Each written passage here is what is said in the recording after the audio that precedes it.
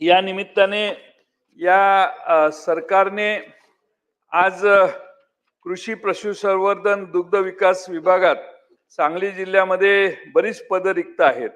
मागच्या अधिवेशनात हा मुद्दा मी मांडलेला. पदं रिक्त ठेवणं योग्य नाही.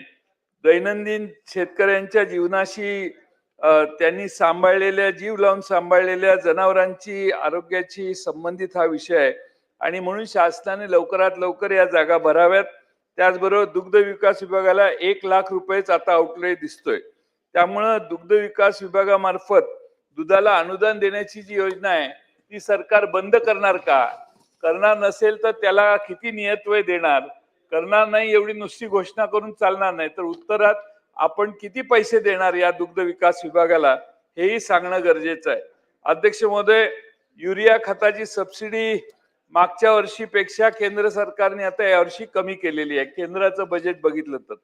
त्यामुळे यावर्षी युरिया खत मला असं वाटतं की शेतकऱ्यांना लढाईमुळं युद्धामुळं जास्त भावाने खरेदी करावं लागेल आणि म्हणून अध्यक्ष महोदय, आतापासून राज्य शासनाने केंद्राकडे पाठपुरावा करावा, अतिरिक्त पैसे उपलब्ध करून द्यावेत अशी आमची मागणी आहे.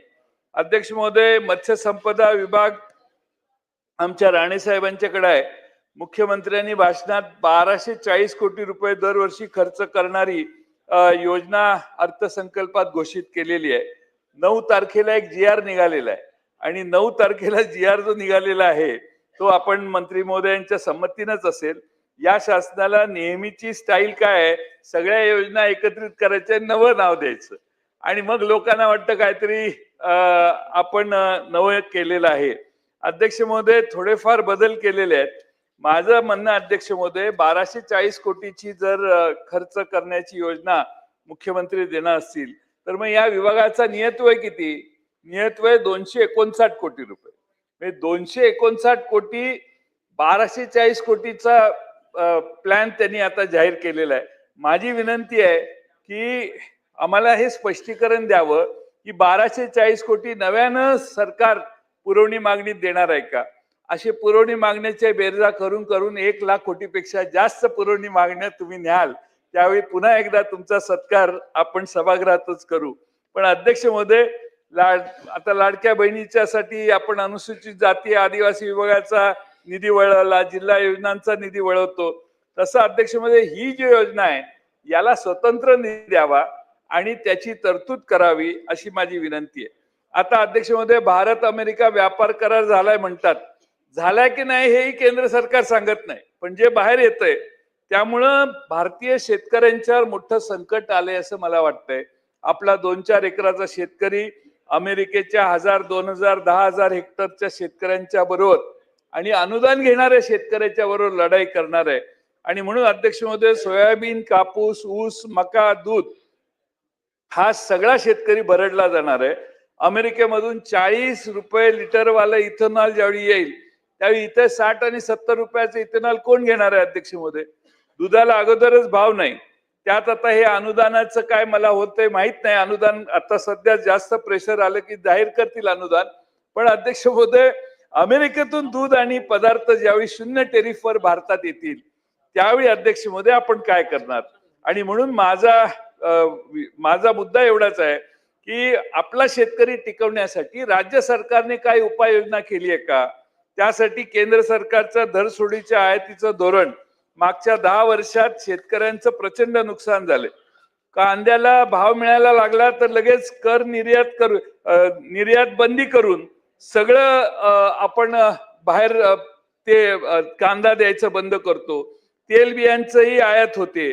बांगलादेश सारखी हक्काची बाजारपेठ आपल्या हातातून गेली.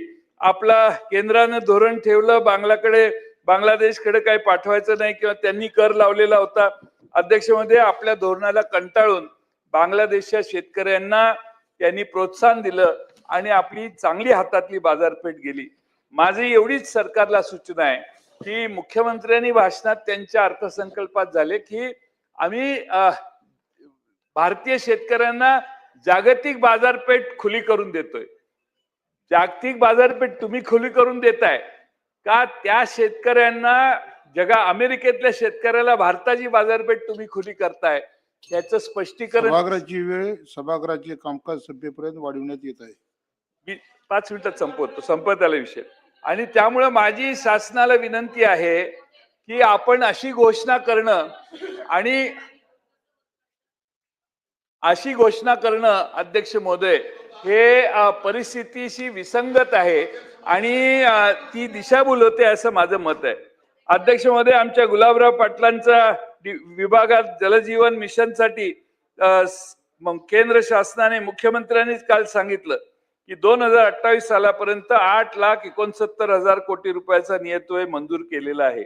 बजेट मांडल्यावर असा नियतव्यय मंजूर होतो हे मी पहिल्यांदाच ऐकलं. पण ठीक आहे, केंद्राने केलं.